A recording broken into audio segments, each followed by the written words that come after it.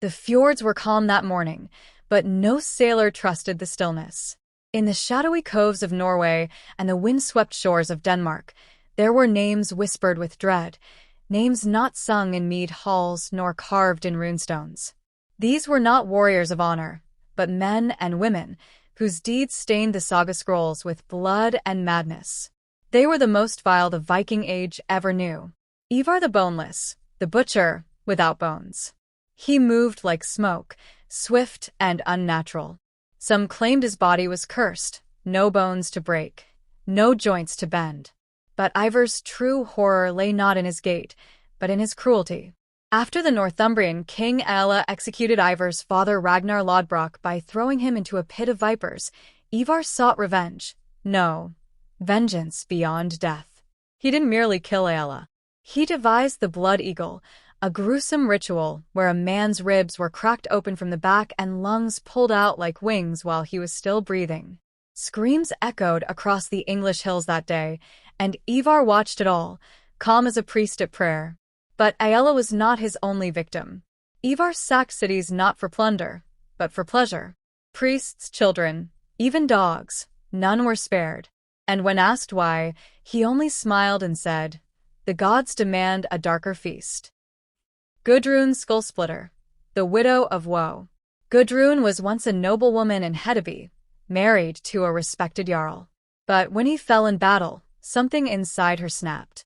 She took up his axe and forged her own war band, the Black Sisters, a horde of shield maidens banished from every known clan. They raided coastal villages at night, leaving only silence and smoke behind. Survivors said Gudrun wore necklaces of human teeth and drank blood, mixed with honey. She was known to gut chieftains and sow wild boars into their skins, setting them loose into their own halls to be mauled alive. Even Vikings feared her, and no man dared call her wife again. Only witch. Egil the Soul Eater. Egil was not a man so much as a myth wrapped in skin. A berserker with a twisted mind, he claimed that every man he killed made him stronger. His tattoos were not ink, but burns carved into his flesh using the heated blades of those he'd slain. When the moon was full, he went into villages alone, naked and howling, killing not for silver, but to feed the spirits. He whispered to the dead, slept among their corpses, and was known to dig up fresh graves just to gnaw the bones. His ship, the Hunger, had sails soaked in blood and shields painted with the screaming faces of his victims. Thora the Cruel, the Ice Queen of Skane. Born under a blood eclipse, Thora ruled her lands with a frozen heart. She never smiled, never cried. Her punishments were legendary. She executed thieves by tying them to tree trunks coated in honey, letting wild bears do the rest. Adulterers were buried alive with snakes. And traitors? She'd freeze their bodies in blocks of ice, keeping them in her longhouse like trophies. Even Odin's priests avoided her, claiming her soul was colder than Niflheim itself. But she ruled for decades, untouched by age, as if death feared her too. Bjorn of the Drowned, the sea's mad prophet. Last and perhaps most feared was Bjorn, the madman who claimed he had drowned and returned. His eyes were pale, clouded like mist, and he spoke to the sea as if it whispered secrets only he could hear. He captained a ghostly crew, men who'd sewn their mouths shut in eternal silence. They raided ships at night, never leaving survivors. Their sails bore no insignia, only a single rune. You are, the rune of primal terror. Bjorn would board a vessel, place a dead seabird on the captain's chest and whisper, "The sea wants you back." Then, he'd leap overboard, dragging the poor soul with him into the depths. The night of screaming snow. Far to the north, beyond the fjords and trade routes, lay a stretch of frozen wilderness known only as the Hushlands, a land where the sun vanished for weeks at a time and only the howl of wolves dared interrupt the silence. It was there, buried beneath the permafrost, that dark Viking names were etched not in stone, but in bone. A lone traveler once emerged from those parts, frostbitten and blind, mumbling only 2 words before dying at the hearth of a coastal village. Thora waits. Chapter 1. The Feast of Skulls. At the heart of the Hushlands rose a great longhouse known as Skjoldhall, the Hall of Shields, where none dared to tread except those already damned. It was ruled by Thora the Cruel, her body draped in silver wolf pelts and a cloak of frost crow feathers. At her side, always, stood a hound with two heads, one alive, the other mummified and rotting. She named it Gorm, and claimed it once guarded Hell's gates before she slit its throat and tamed it. One winter, she invited her enemies, rival jarls, clan traitors, and wandering warriors, to a great midwinter feast. They came reluctantly, drawn by tales of her power and the promise of gold. The mead flowed, the hearth burned bright, laughter echoed, until Thora raised her cup and said, "Let this be a night of peace." Then she clapped her hands once. The floor of the hall split open. Hidden chains snapped tight around the guests' ankles, dragging them screaming into pits filled with ice spikes and boiling pitch. Her servants sang as the flames rose. By dawn, she had their skulls mounted on the rafters. The feast, she said, had truly begun. Chapter 2: Ivar's Return. Word came by Raven. Ivar the Boneless had returned from the east, his ships blacker than night and sails sewn from the skin of monks. Some said he had died in Ireland, struck by plague. Others claimed he had crossed into the land of Russ and never looked back. But when his ship docked at Kattegat, the water around it turned red, not from blood spilled, but from the color leaching out of his hull. Ivar walked with a limp now, dragged a leg like it was no longer his. His voice was a rasp, as though the grave had kissed his throat. Yet he commanded thousands, and wherever he passed, crops withered and hounds howled. He no longer laughed. He no longer screamed. But he whispered, and those whispers turned kings against kin, made thralls slit their masters' throats at midnight, and stirred sleeping giants from their hills. His goal was unknown, save for a single message he had carved into the deck of his ship. The eagle flies again. Chapter 3: The Pact of Shadows. In the south, along the Danish coast, the Black Sisters rode again. Gudrun's skull splitter had not aged. Her warband now wore black iron masks, never removing them, even to eat or sleep.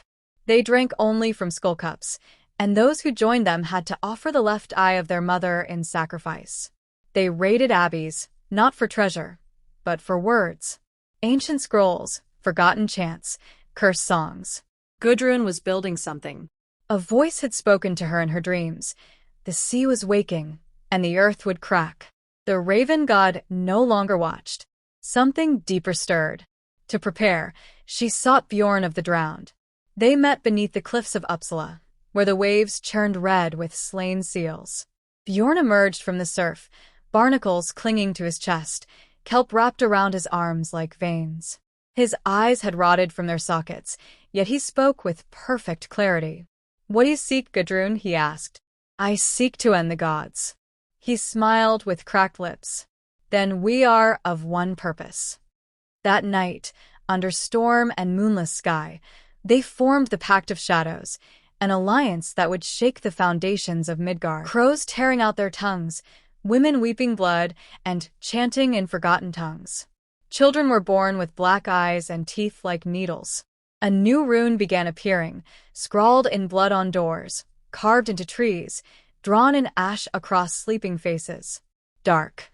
As Ivar's armies marched west, Gudrun's Black Sisters raided south, and Bjorn's ghost ships strangled the coasts, people began to whisper of an end, not of the world, but of the gods who watched it.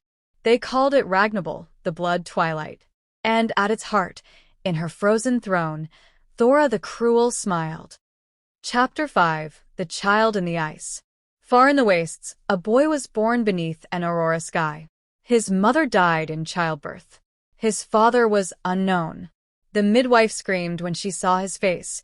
His eyes were mismatched, one ice blue, the other coal black, and on his chest, a strange mark glowed like fire under skin, a rune no one had ever seen before. A lone priest, fleeing the southern madness, found the child wrapped in furs beside a frozen wolf carcass.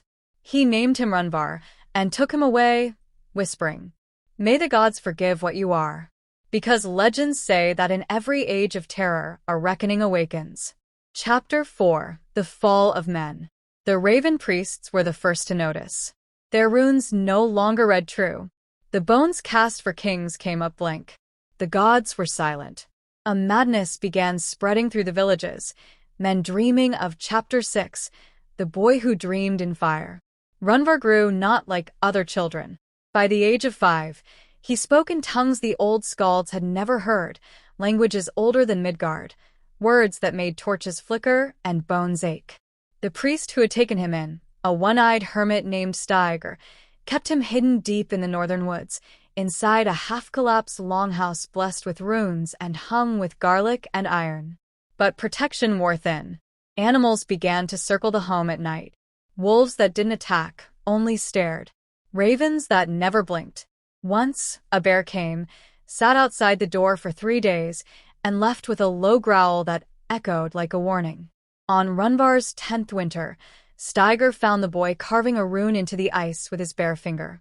The rune glowed red, and the frost hissed as it melted. Steiger, heart pounding, fell to his knees. What does it mean? Runvar looked up with eyes half-lit by fire. It's the name of the one who watches. Steiger asked no more. Chapter 7: Echoes from the East. Meanwhile, Ivar the Boneless swept through the eastern kingdoms like a shadow of plague. But something had changed in him. His body, once too soft and strange for battle, now moved with unnatural grace. His skin cracked in places, and from the wounds, black mist hissed like venomous steam. He rode a chariot pulled by 6 black horses, each blind and foaming at the mouth. His warriors followed in silence, no laughter, no songs, only death. At the gates of Novgorod, Ivar made no demands. He simply held aloft a single skull wrapped in chains and threw it into the city. The next morning, the rivers turned to sludge, the wells dried, and the dead refused to stay buried. The people fled. The city fell without a fight. In the ashes, carved into stone with a bone knife, one message remained. The gods we worship are dead. Now we kneel to those who never slept. Chapter 8: The Return of the Wolf Maiden. Gudrun's Skullsplitter had vanished for nearly 2 years. But one blood-red morning, a merchant ship crashed into the docks at Ribe. The crew were all dead, faces twisted in horror, their hands nailed to their own foreheads. And from the hold, Gudrun stepped barefoot onto the shore, wearing a cloak made from stitched human faces. Behind her came her new warriors, not shield maidens, but men and women with skulls for masks and ropes for belts. They never spoke. They never stopped moving. They were called the Dlazar, the clanless. In the great temple of Freyr, she killed every priest, slit open the bellies of the sacred boars, and burned the statues of the gods. When the people begged for mercy, Gudrun only said, "Your gods sold you long ago." Then she took their children and marched north. Chapter 9: The First Signs of Doom.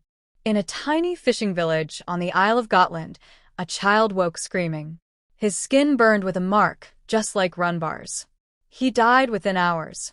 In another, an old woman was found levitating over a fjord, singing a song about wolves eating the stars. All across the north, strange omens emerged.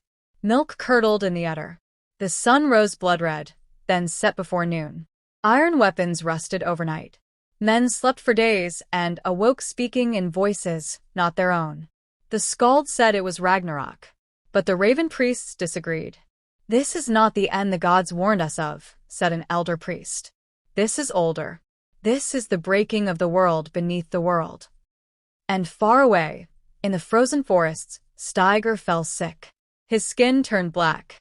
His eyes glazed over. Before he died, he whispered to Runvar, "They are coming for you because you are one of them and not of them." Runvar wept, then walked out into the snow barefoot, into the storm that seemed to part for him. Chapter 10: The Gathering Storm. Word spread like wildfire. A child with glowing eyes and skin immune to steel was seen walking alone across the highlands. Some said he healed the sick. Others said he burned a man alive with a single word. Bounties were placed. Warriors chased him. None returned, but others followed. From shattered villages and cursed ruins, wanderers began to gather behind him. Not warriors, not raiders, the broken, the sick, the mad. They called him the Barn, the sanctified child. And behind them walked something more. From the woods, a figure emerged cloaked in black feathers, her voice like ice on metal. Thora the Cruel had returned, but she did not seek to kill Runvar. She bowed to him. "You are the hinge of fate," she said. "Come, let me show you what must be undone." And in the lightless places of the world, the ancient ones, those even the gods forgot, stirred. Chapter 11. The Tree That Bleeds. Deep within the black pine forest, beyond even where maps dared draw lines, stood a tree known only in forgotten whispers. Blasker, the bleeding tree. It grew tall and twisted, its bark black as iron, its sap red as fresh kill. The air around it stank of rot and memory. It was here that Thora the Cruel brought the boy. Runvar stood in silence, staring up at the ancient trunk, which pulsed faintly, as if alive, as if waiting. "This tree," Thora said softly, "was not made by gods. It is older. It grew from a drop of the first blood, the blood that fell before the Aesir ever walked Midgard." "And why did you bring me here?" Runvar asked. Thora looked at him, her face emotionless. "Because I saw you in the bark long before you were born. I carved your name before your mother screamed." She turned to the tree and pressed her palm to it. Her flesh sizzled. "In this world, there are gods. But beneath the world," she whispered, "there are truths." Suddenly, the tree cracked open down the middle, revealing not wood, but eyes. Thousands of eyes, all blinking in unison, all turning to stare at Runvar. And then a voice, not heard, but felt, echoed in his bones. "You are the key. You are the wound. You are the gate." Chapter 12. The Breaking of the Pact. Far from the bleeding tree, the dark alliance, known as the Pact of Shadows, began to fracture. Ivar the Boneless stood in the ruins of an Irish monastery, his hands blackened from the strange fire he had conjured.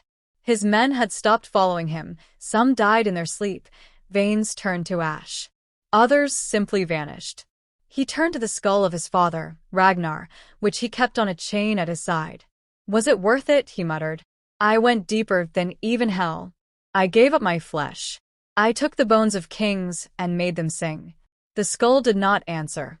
And in the distance, storm clouds gathered, shaped like wings.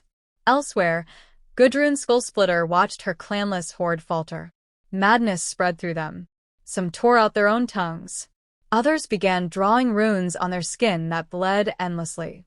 She whipped them, killed them, screamed at them, but still they changed.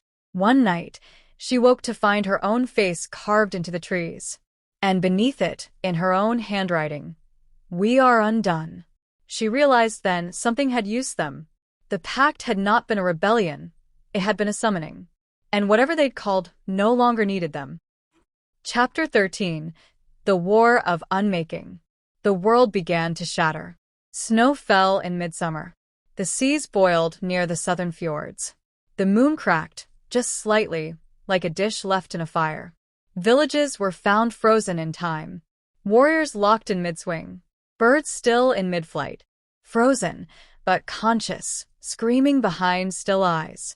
In the north, from a rent in the sky, came the Nat Barn, children of the night, a race not seen since the first dawn. Pale, tall, hollow-eyed, they walked barefoot across the sea ice and into Midgard. Where they stepped, time bent.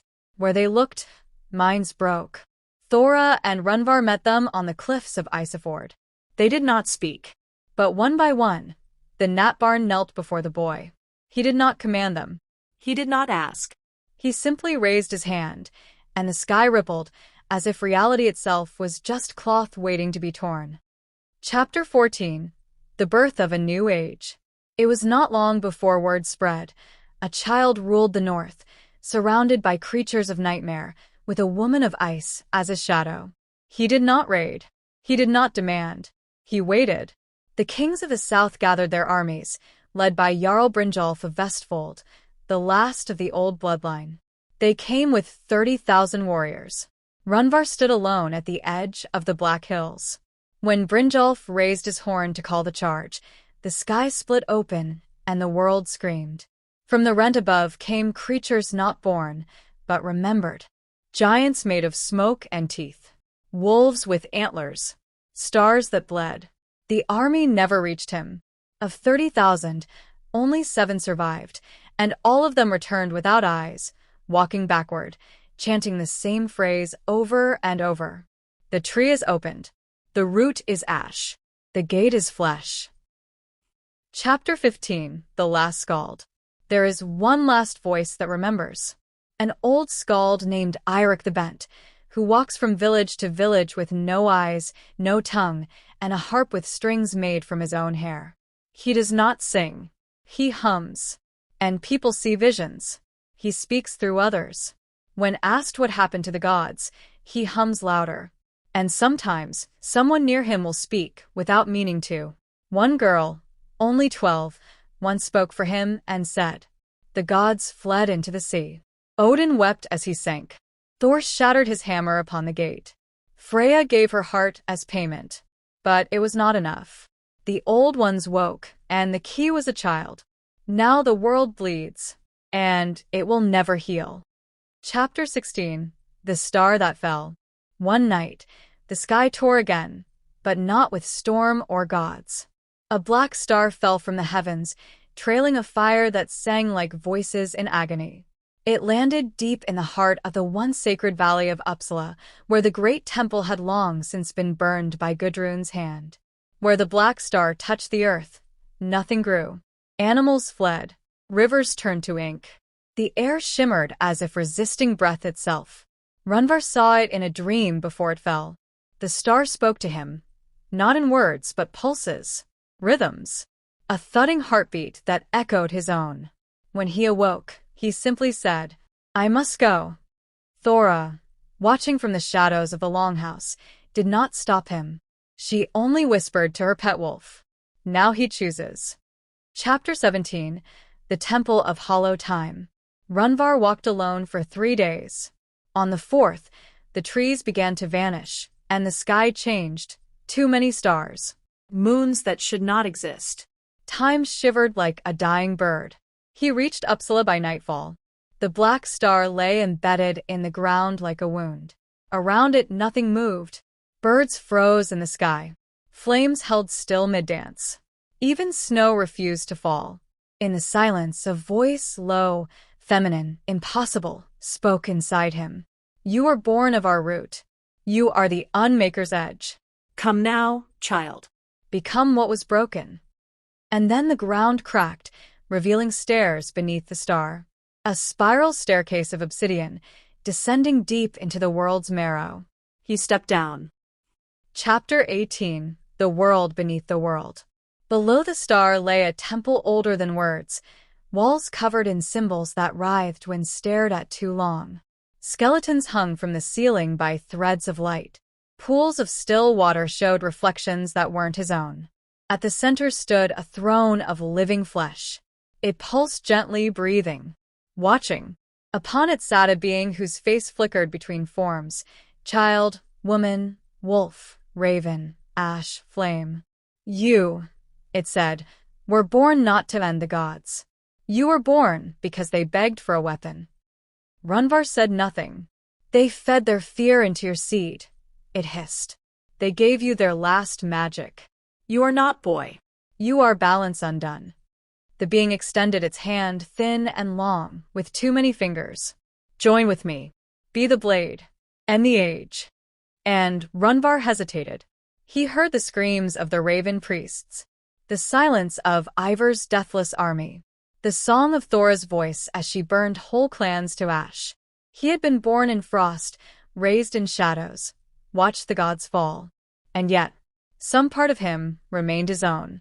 He turned and fled the temple. Chapter 19, The Splintering. When Runvar emerged, the star pulsed violently. All across Midgard, the sky split again, but this time, something stepped through. Not from hell, not from the 9 realms, from before. A creature of perfect black, winged, limbless, vast. Its very presence melted mountains. Where it passed, minds cracked. It had no name, only a sound. Shea? Gudrun, in the ruins of Ribe, saw it in the sky and stabbed out her own eyes to avoid dreaming of it. Bjorn of the Drowned tried to summon the sea to fight it, and was turned inside out by a whisper. Even Thora, the cruel queen of winter, felt fear. For the first time in her life, she gathered her remaining warriors. The boy has refused the throne, she growled. Now we must choose, stand with him, or perish alone. Chapter 20. The Nine-Blood War begins. Across the world, 9 bloodlines rose, descendants of gods, monsters, men, and beasts, each drawn to the chaos like wolves to a wounded stag. They called it the Nine-Blood War.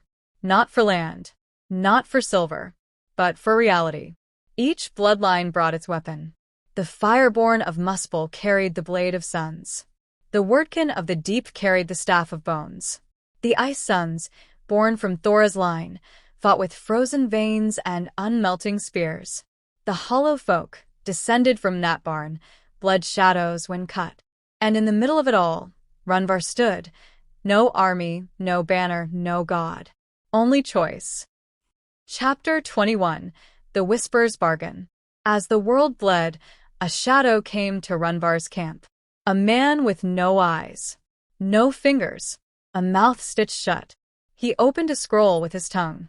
On it, the words burned. The Whisperer offers you peace. You may end this now. Step into the Black Gate. Close the wound. Sleep forever. Runvar read it, then burned the scroll. No, he said.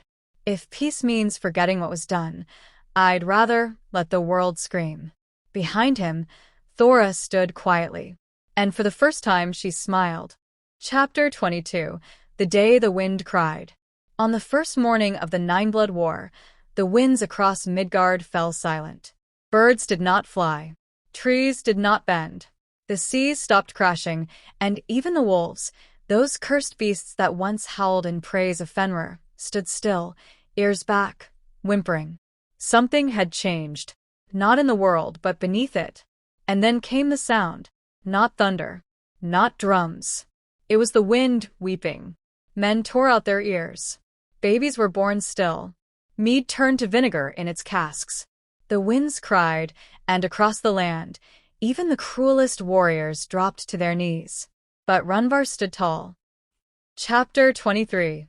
The Blade of the End. There was a place, far to the west, beyond the cliffs of Helber, where no Viking had dared walk since the age of Ymir. It was called Svartheimr, the Black Home, a land of dead fire and stone too ancient to remember its own name. There, buried beneath glassy earth and ash-choked skies, was said to lie the Blade of the End, a weapon forged by the forgotten gods, meant to cut the world free from its chains. Runvar journeyed alone, leaving Thora behind to rally the fractured bloodlines. He passed through fields of the dead, valleys where time looped on itself, mountains that moaned as though in pain. Shadows clawed at his back, voices whispered in his sleep. He did not rest. At the heart of Svartheimr, he found the blade, embedded in a stone that pulsed like a living heart. The blade had no hilt, no markings. It was blacker than shadow, sharper than hate. He reached for it, and the stone spoke. Take me, and you end all. Take me, and become unmade. Runvar hesitated, and then, with bloodied hands and quiet breath, he gripped the blade. It did not resist. It sang. Chapter 24. The Battle at the Fractured Vale. While Runvar vanished into the Black Lands, the bloodlines clashed in a valley torn by ancient fault lines, where reality cracked like brittle ice. They called it the Fractured Vale, and it became the site of the first true war of unmaking. The fireborn road beasts wreathed in flame, their breath molten. The Wyrkin chanted from bone flutes and tore open the ground with spells old as stone. The hollow folk blinked in and out of existence, slicing through flesh with weapons made of shadow and grief. And the Ice Sons, Thora's lineage, fought in silence, their eyes pure white, spears glistening with frost that could freeze blood mid-beat. For days, the battle raged. Trees burned and regrew. Skies opened and closed. Time frayed like thread. Mountains screamed. And in the center of it all, Thora stood, draped in crow feathers and ice blade, commanding her blood like a god returned. Yet the bloodlines were not united. Each sought dominance. Each wanted the gate for themselves. But none of them understood what truly lay behind it. Chapter 25. The Shard of the Gate. The gate was not a place. It was a wound, torn in the skin of the world by something that had once been banished beyond time. Something that had waited for minds to open, for belief to wither, for the gods to fall. From the wound came the shaws, the formless, dreaming hunger. It moved without shape, thought without will, devoured without purpose. It was not evil. It was emptiness itself, given breath. And in the night of the third day of battle, it entered the vale. At first, none saw it. But then warriors began to weep black tears.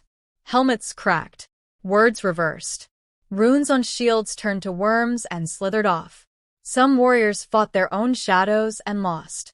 The shaws had come, and it whispered one name, over and over. Runvar. Chapter 26. The Return of the Boy. He returned on the seventh day. Not as a child, not as a king, but as something else.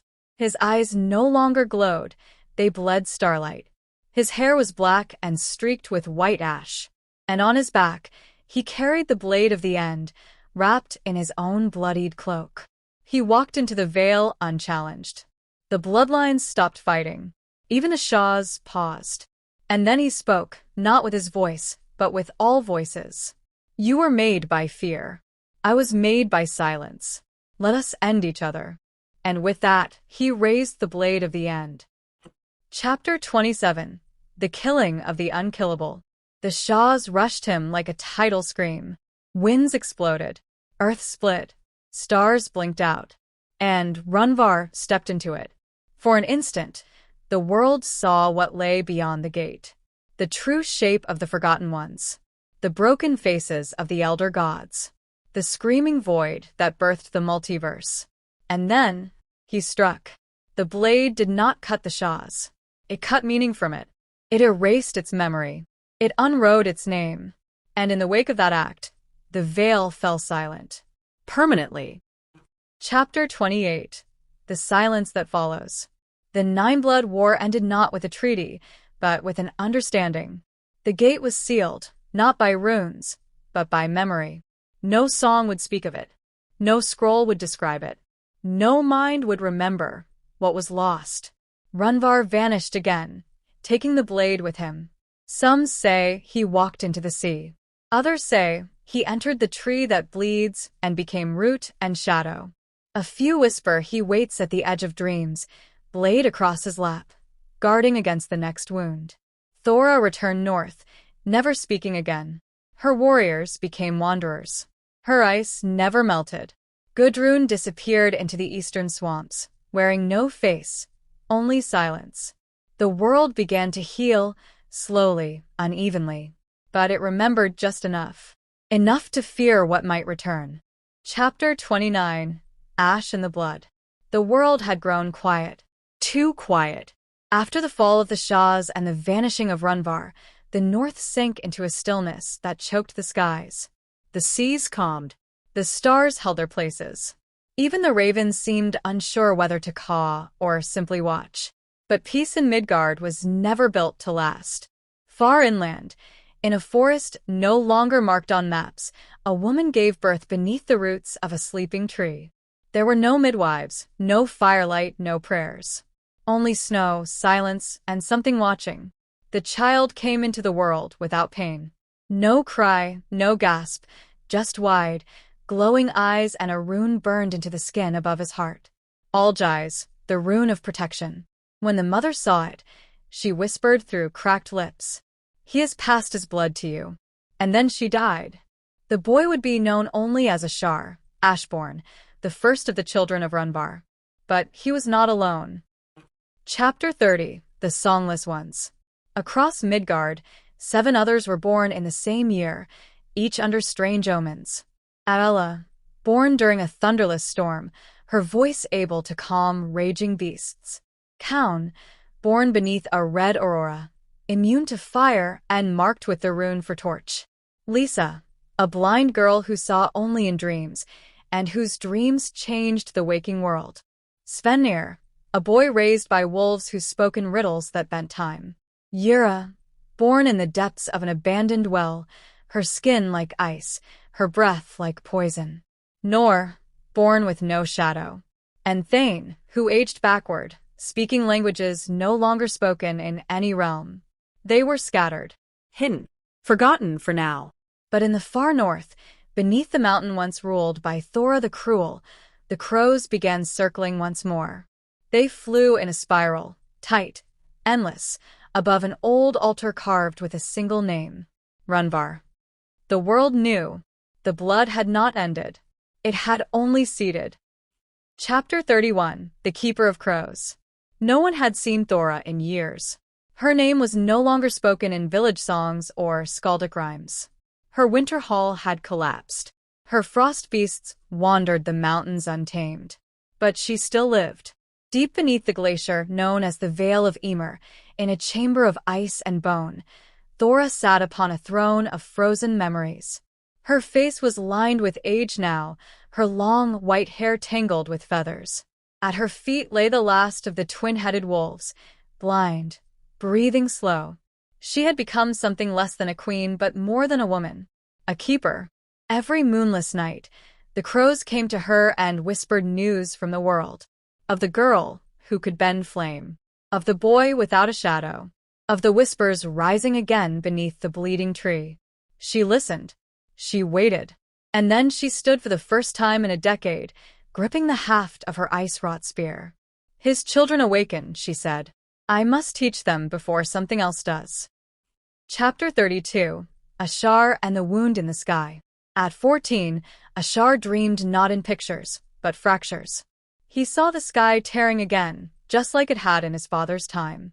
A scar forming above the northern sea, where no light entered and no sound escaped. A void shaped like a wound. A wound shaped like a gate. The dream always ended the same way, with his own voice whispering to him from behind the stars. Do not open it. You are the lock. He awoke gasping, hands glowing faintly with runes he didn't understand. The old man who raised him, a fisherman with only one hand and no tongue, watched silently, then nodded, and pointed to the sea. It was time to go north, time to find the others, time to understand the blood that burned inside him. Chapter 33, The Gathering. Ashar's journey was not heroic. He bled. He starved. He killed. But one by one he found the others. Aella in the ruins of an old temple, taming bears with her songs. Kaun in a smoldering crater, the only survivor of a village consumed by fire. Lisa in the dream realms of the yawning lake, lost in visions of gods who had no names. Thane, who had become an old man by age 15, waiting in a field of white stones. Yura, buried in an iceberg, sleeping with a smile. Svenir, howling to the sky atop the cliffs of the west. Nor, whose presence caused shadows to recoil. They were not friends. They did not trust each other.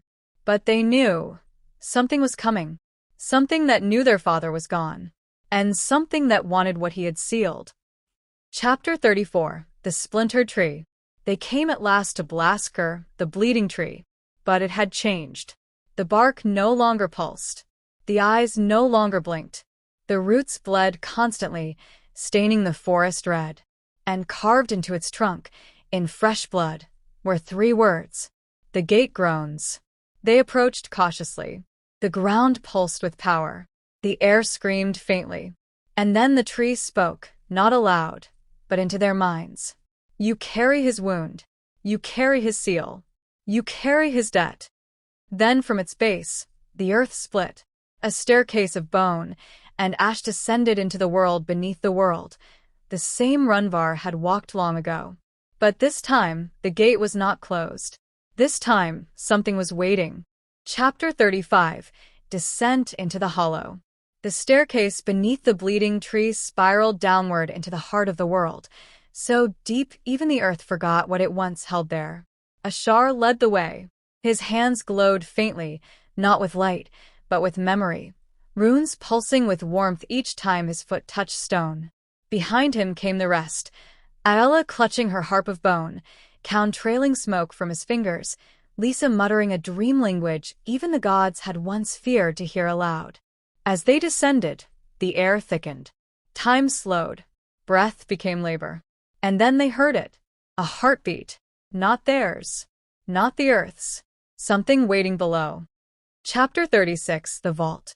They emerged into a vaulted cavern, older than the world.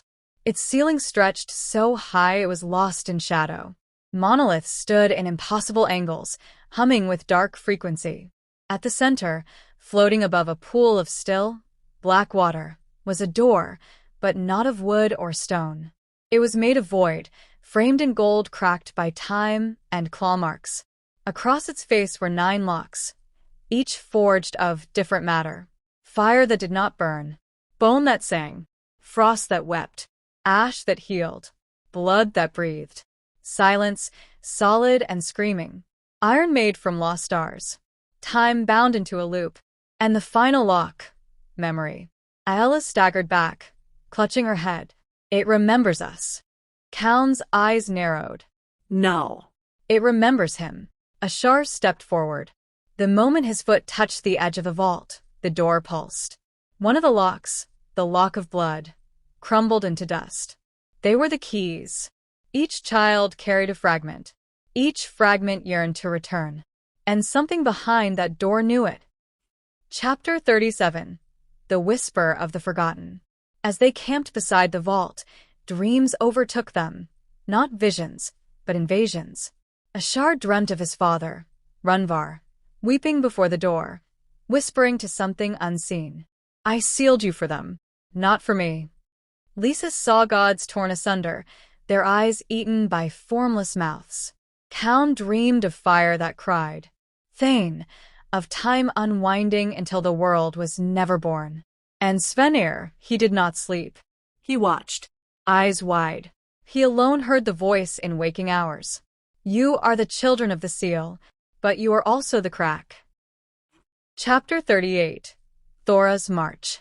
Far above, on the northern ice, Thora the Cruel stood before a war council of broken warriors and half-mad seers. Her armor was older than any living metal. Her spear dripped with frost that could freeze sound itself. They've gone below, she said. A one-eyed man, once a jarl, now her sword-bearer, asked, should we stop them? No. But we must guide them, or die trying. Then she turned to her wolf, now ancient and white as snow. Fetch the last flame. We ride at dusk. Chapter 39. The Cradle of the Unnamed.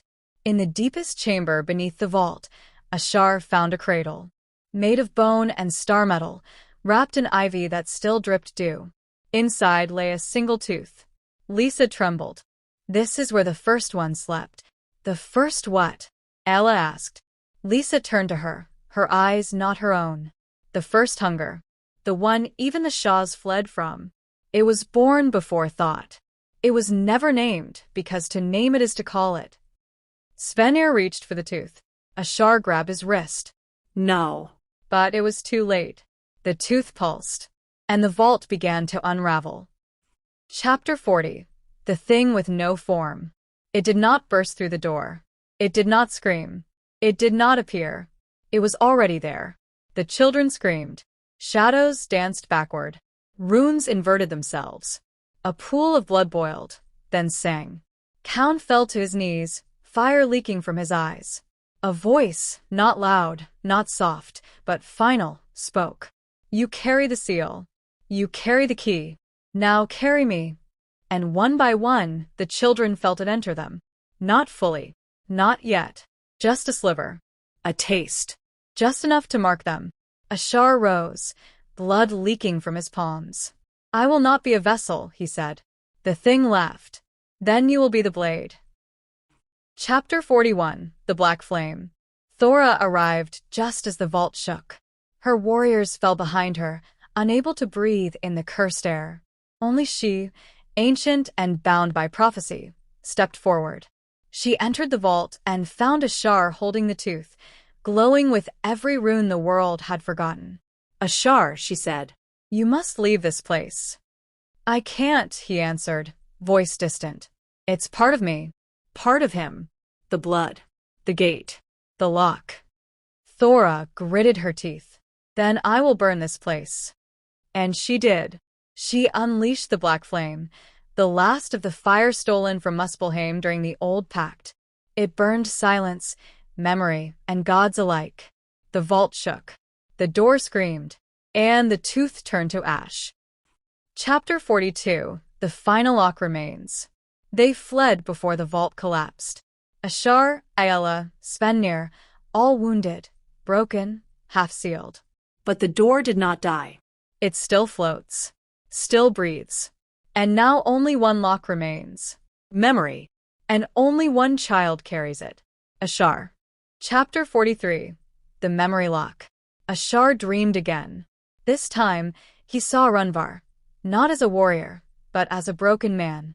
Alone in a shattered hall, knees bent, blood seeping from his mouth, whispering to a blade that pulsed with each beat of the world's heart. Memory is not what we carry, it is what we become, Runvar said to no one. And what we forget becomes a gate. Ashar awoke cold, breathless, the rune over his heart burning brighter than ever before. The others slept, exhausted from their journey from the vault. But Ashar could feel it now. The final lock was himself. To close the gate completely, he would have to surrender every part of who he was. Every moment, every thought, his name, his lineage, his pain, his dreams. He would vanish. He said nothing to the others. But someone else was listening. Chapter 44, Lisa's Secret. Lisa hadn't slept in days. Not since the vault. Not since the tooth. She saw things now, things that had never existed. Shapes in water. Faces in fire. Names that no tongue should speak. And they spoke back to her. Gently. Lovingly. Persuasively. You are not like them, they said. You see as we do. You remember what the world has tried to forget. And in her mind, behind her soft, blind eyes, a door began to open. Not the black gate of the vault, but something older. A personal gate. A crack in the soul. And a voice, not the Shah's, not the thing that waited, but something far more intimate, said. You don't have to forget. You can become. Chapter 45, The Splitting of the Seven. It happened at twilight, as the dying sun cast long shadows across the cold plain of Duravik. Ashar gathered the others. I've made my choice, he said. The last lock is me. I will descend into the gate. I will seal it with what I am. Count shouted. You'll die. No, said Thane, aging backward by the minute. He won't die. He'll be unwritten. Aella began to cry. But Lisa smiled. And that's when the truth broke open like a shattered rune. Lisa rose to her feet, her blind eyes glowing red from within. You don't understand, she said. You were never meant to seal the gate, Ashar. You were meant to hide it. Aella backed away.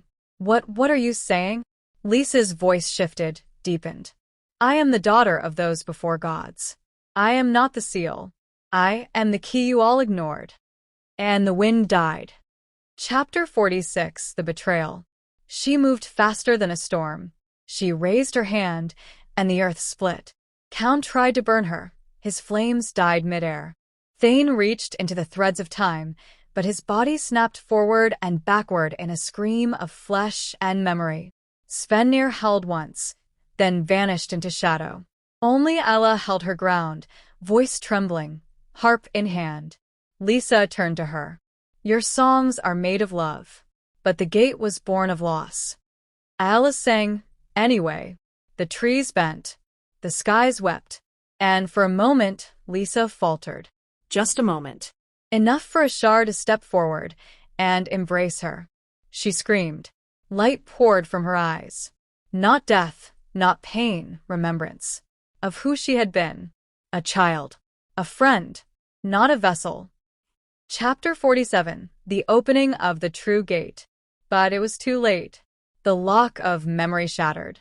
The gate, black, floating, hungry, awoke. Not with sound, but absence. All color vanished. All heat drained. The world held its breath. And then the sky inverted. Out of the gate came no armies. No demons. No beasts. Only a voice. At last, we remember ourselves. And across the land, ancient bones stirred. From mountains, lost titans rose. From the sea, gods without shape surfaced. From the deepest ice, the first names whispered again. The world was no longer the same. The 9 realms began to unravel. And Ashar, bloodied and trembling, turned to Lisa, still unconscious in his arms, and whispered, "This is not the end. This is the price of forgetting." Chapter 48. The era of remnants begins. The gate remained open. Runvar did not return. Thora, watching from her fortress of frost, closed her eyes and whispered the old prayer not to Odin or Freya, but to Ashar. "You are what he feared. You are what he could not be. You are the child of blood and breach." Ashar stood at the edge of the world with the survivors, Kaun, broken but alive, Aella, songless, Svenir, half-shadow, Thane, a child once more. They would not run. They would not hide. They would face what came from the other side. Not as gods. Not as monsters. But as remnants of a shattered age.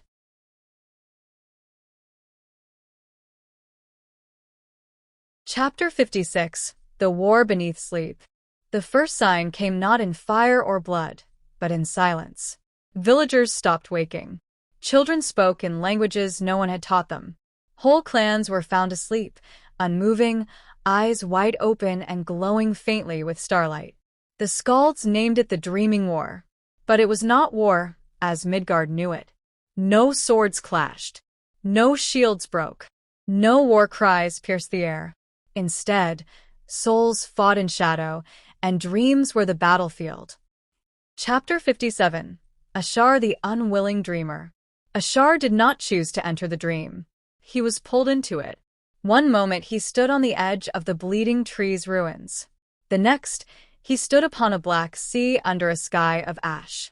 Runes floated in the air like dying fireflies.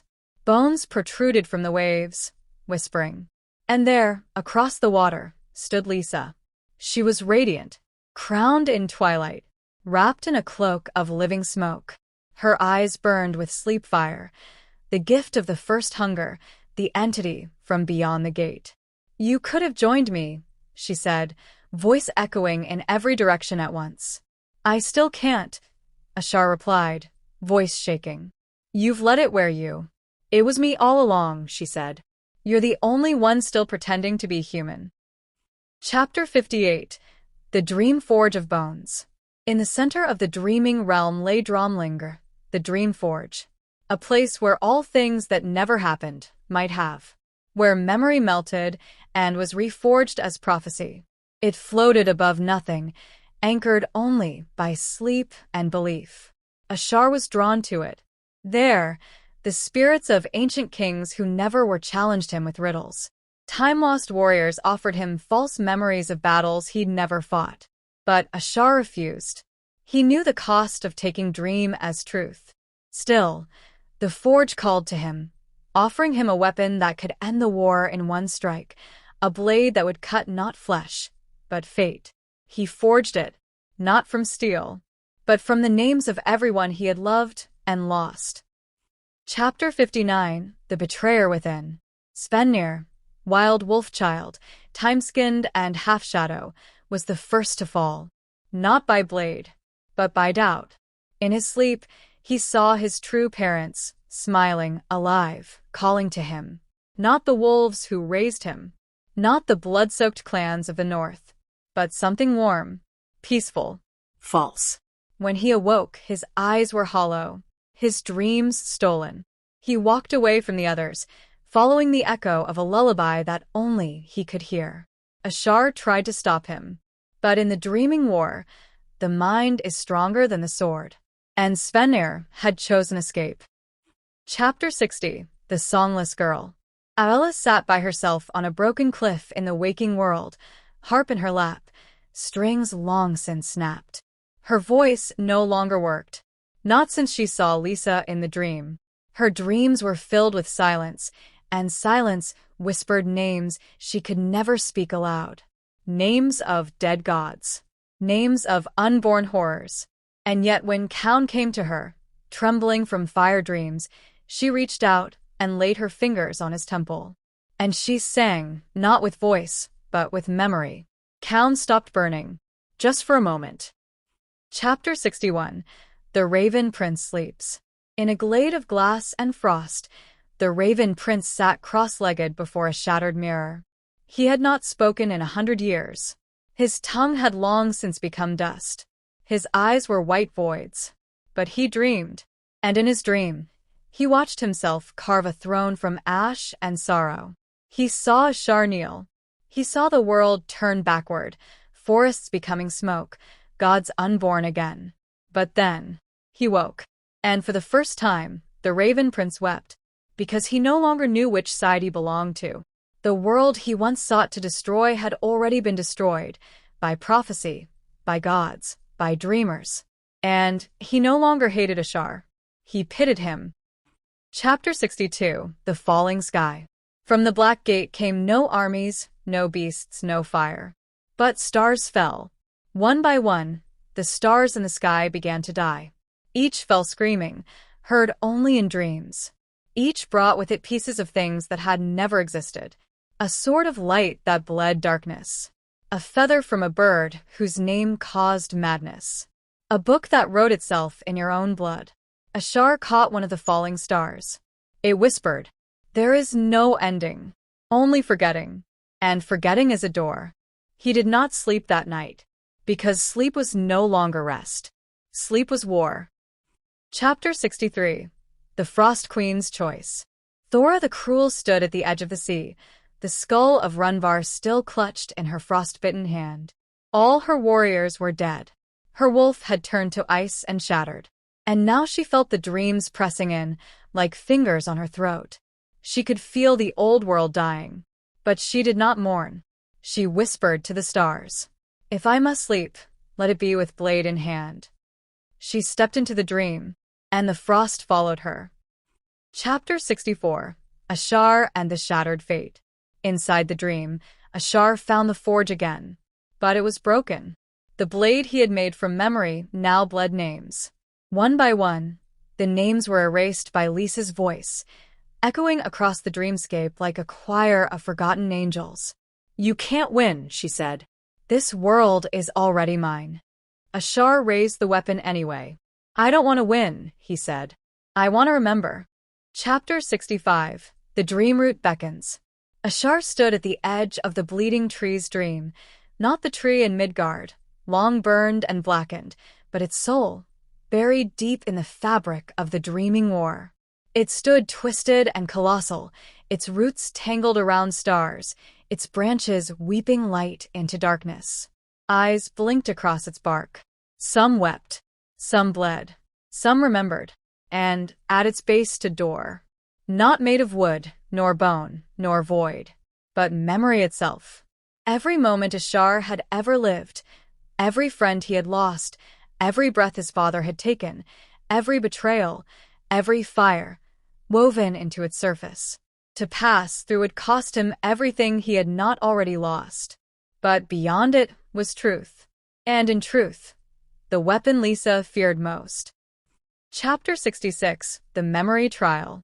As Ashar approached, the tree spoke, not with words, but with selves. From the shadows beneath its roots emerged echoes of him. Ashar as a child, naive and kind. Ashar after the vault, blood-stained and hard. Ashar as he might have been, had he never carried Runvar's blood, a baker, a father, a man who sang lullabies. Ashar twisted, corrupted, wearing Lisa's crown and laughing like the hunger behind the gate. Each one blocked his path. Each one fought with truths. Each one whispered, You are the lie your father built. You are not a seal. You are a scar. Ashar wept, but he walked forward anyway. Chapter 67. The Root of All Things. Within the dream root, he saw the origin of it all. Before the 9 realms. Before gods. Before runes were carved into bone and tree. There was only the bleeding tree. Not a god, not a guardian, but a witness. It had watched creation form around a scream.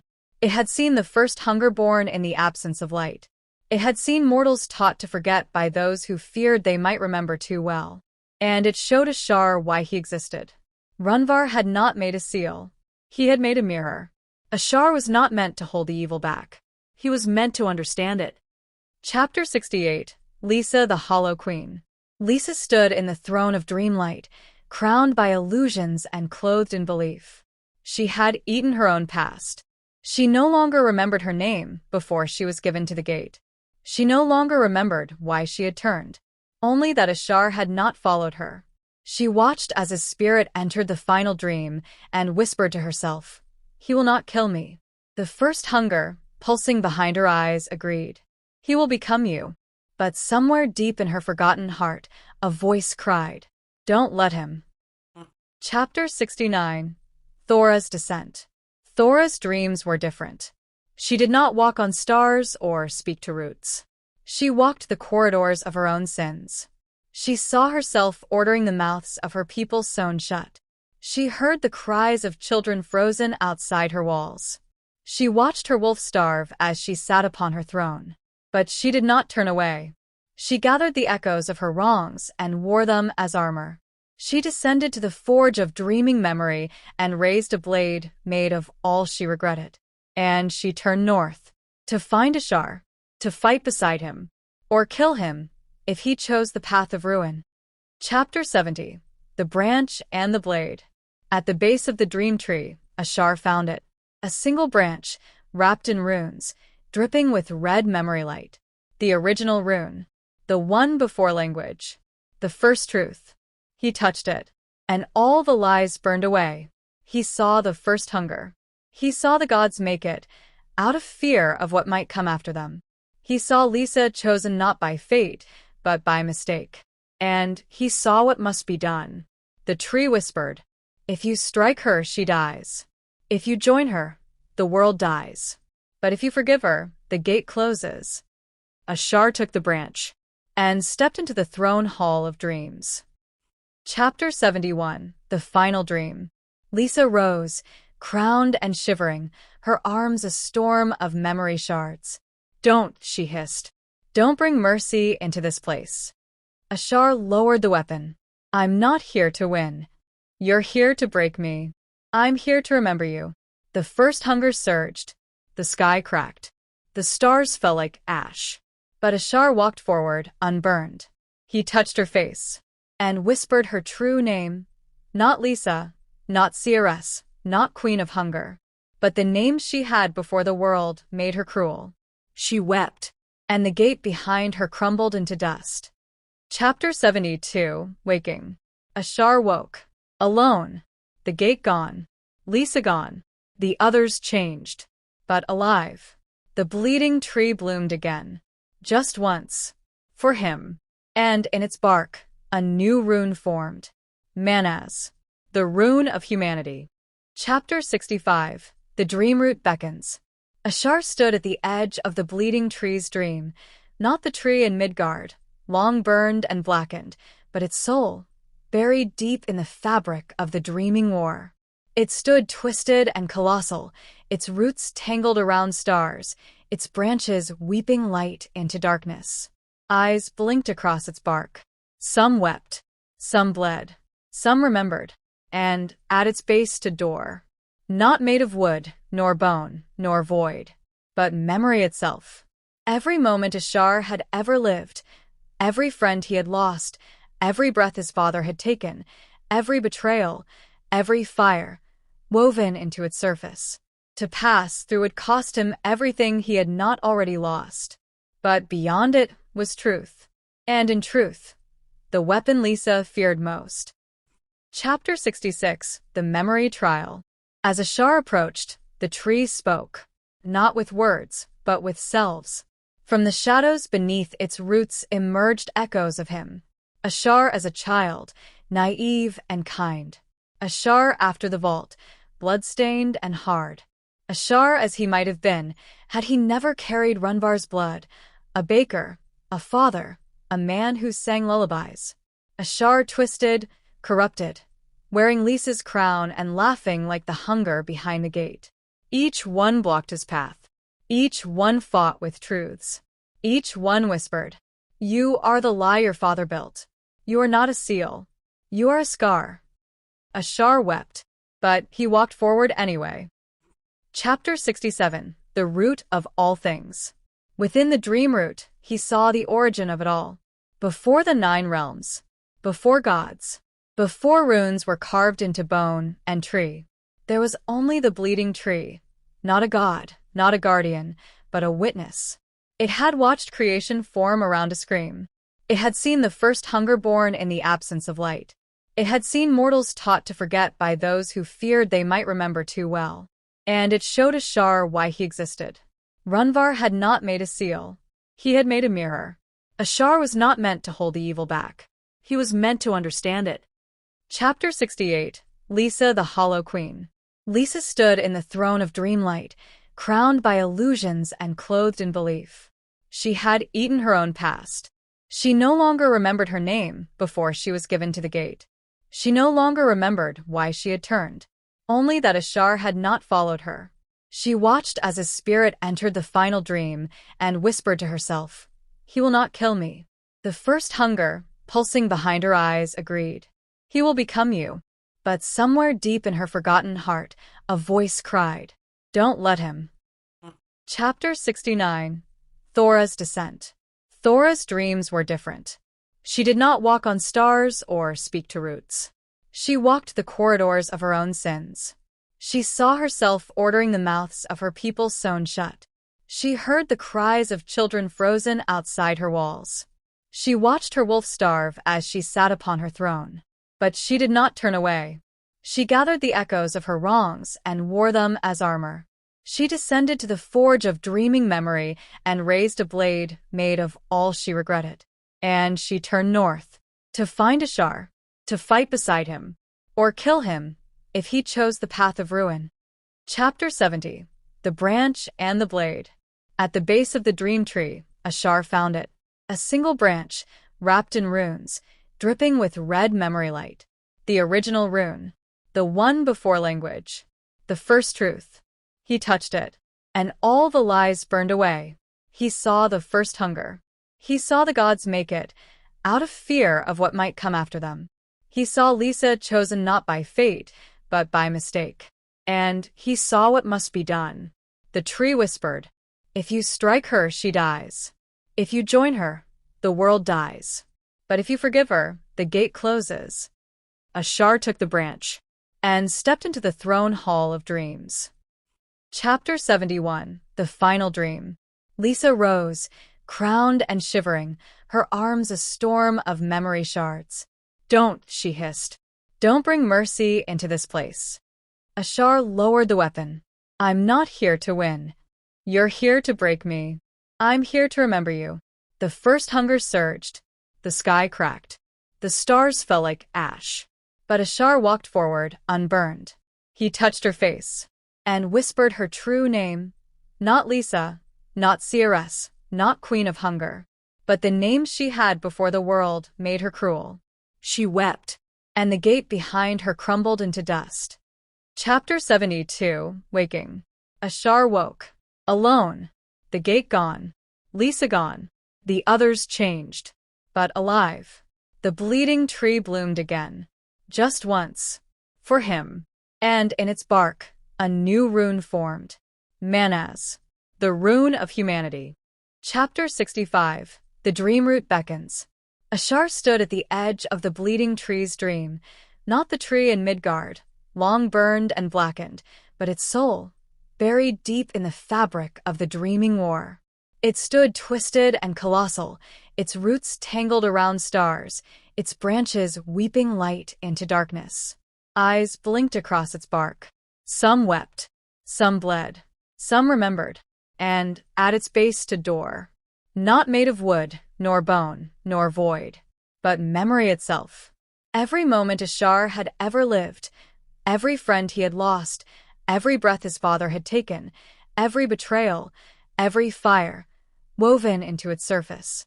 To pass through would cost him everything he had not already lost. But beyond it was truth. And in truth, the weapon Lisa feared most. Chapter 66, The Memory Trial. As Ashar approached, the tree spoke, not with words, but with selves. From the shadows beneath its roots emerged echoes of him. Ashar as a child, naive and kind. Ashar after the vault, blood-stained and hard. Ashar as he might have been, had he never carried Runvar's blood, a baker, a father, a man who sang lullabies. Ashar twisted, corrupted, wearing Lisa's crown and laughing like the hunger behind the gate. Each one blocked his path. Each one fought with truths. Each one whispered, "You are the lie your father built. You are not a seal. You are a scar." Ashar wept, but he walked forward anyway. Chapter 67, The Root of All Things. Within the dream root, he saw the origin of it all. Before the 9 realms. Before gods. Before runes were carved into bone and tree. There was only the bleeding tree. Not a god, not a guardian, but a witness. It had watched creation form around a scream. It had seen the first hunger born in the absence of light. It had seen mortals taught to forget by those who feared they might remember too well. And it showed Ashar why he existed. Runvar had not made a seal. He had made a mirror. Ashar was not meant to hold the evil back. He was meant to understand it. Chapter 68, Lisa the Hollow Queen. Lisa stood in the throne of dreamlight, crowned by illusions and clothed in belief. She had eaten her own past. She no longer remembered her name before she was given to the gate. She no longer remembered why she had turned, only that Ashar had not followed her. She watched as his spirit entered the final dream and whispered to herself, "He will not kill me." The first hunger, pulsing behind her eyes, agreed, "He will become you." But somewhere deep in her forgotten heart, a voice cried, "Don't let him." Chapter 69, Thora's Descent. Thora's dreams were different. She did not walk on stars or speak to roots. She walked the corridors of her own sins. She saw herself ordering the mouths of her people sewn shut. She heard the cries of children frozen outside her walls. She watched her wolf starve as she sat upon her throne. But she did not turn away. She gathered the echoes of her wrongs and wore them as armor. She descended to the forge of dreaming memory and raised a blade made of all she regretted. And she turned north, to find Ashar, to fight beside him, or kill him, if he chose the path of ruin. Chapter 70, The Branch and the Blade. At the base of the dream tree, Ashar found it. A single branch, wrapped in runes, dripping with red memory light. The original rune. The one before language. The first truth. He touched it, and all the lies burned away. He saw the first hunger. He saw the gods make it, out of fear of what might come after them. He saw Lisa chosen not by fate, but by mistake. And he saw what must be done. The tree whispered, "If you strike her, she dies. If you join her, the world dies. But if you forgive her, the gate closes." Ashar took the branch and stepped into the throne hall of dreams. Chapter 71, The Final Dream. Lisa rose, crowned and shivering, her arms a storm of memory shards. "Don't," she hissed. "Don't bring mercy into this place." Ashar lowered the weapon. "I'm not here to win. You're here to break me. I'm here to remember you." The first hunger surged. The sky cracked. The stars fell like ash. But Ashar walked forward, unburned. He touched her face and whispered her true name. Not Lisa, not Seeress, not Queen of Hunger, but the name she had before the world made her cruel. She wept, and the gate behind her crumbled into dust. Chapter 72, Waking. Ashar woke. Alone. The gate gone. Lisa gone. The others changed. But alive. The bleeding tree bloomed again. Just once. For him. And in its bark, a new rune formed. Manaz. The rune of humanity. Chapter 81. The judgment that never came. The remnants were the last children of memory. Ashar, Kaun, Ayala, Lisa. Thane, And others, fragments of war, survivors of dreaming, those touched by gods and forgotten by men. They carried the burden of knowing, of remembering too much. The world had entered a quiet age. No gods walked it, no gates pulsed, no runes burned. But beneath the surface of calm, something trembled. The world was tired of waiting. Waiting for reckoning, waiting for balance, waiting for someone to ask, was it worth it? Chapter 82.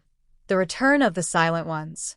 In the far north, past even the ruins of Thora's ice citadel, they emerged. tall, pale, Without mouths. Wrapped in robes of stars and ash. The Silent Ones. Not gods. Not mortals. Not dreamborn. They came from the gap between stories. The space where memory failed and time bent sideways. The realm between sagas, where all that had been left unsaid lived and waited. They did not speak. They only pointed. At Ashar. At Lisa. At all who remained. And in the windless dusk, they offered a single choice. Erase what was, or answer for it. Chapter 83. Kaun's Fire. Kaun, now more flame than flesh, stood on the jagged cliffs of Soul Strand.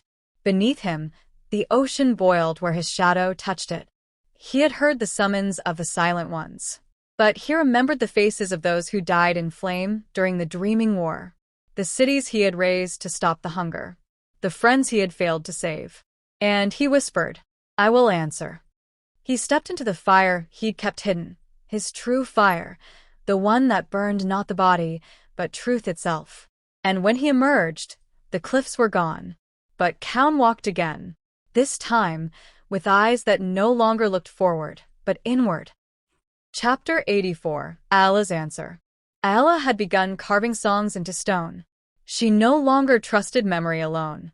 The winds changed too often. The gods too distant. The pain too quiet.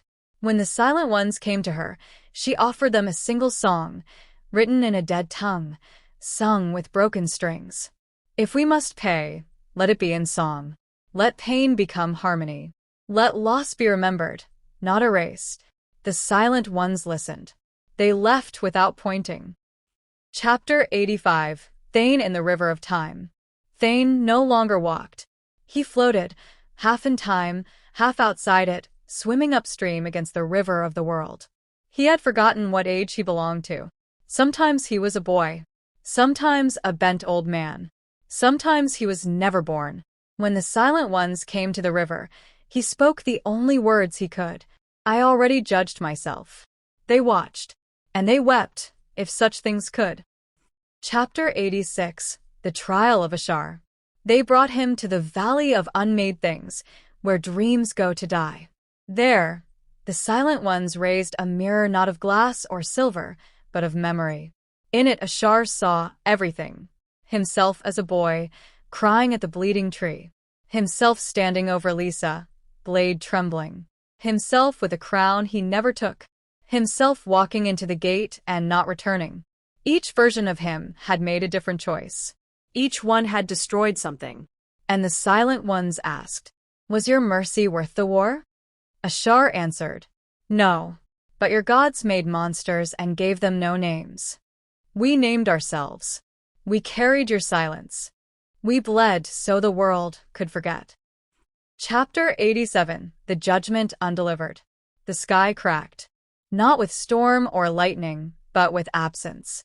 Where there had been stars, now there was only a single rune, drawn in the bones of time.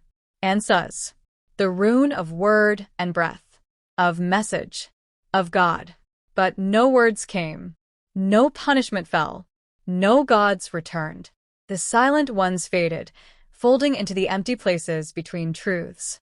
And Ashar was left standing, not forgiven, not condemned, only known. Chapter 88.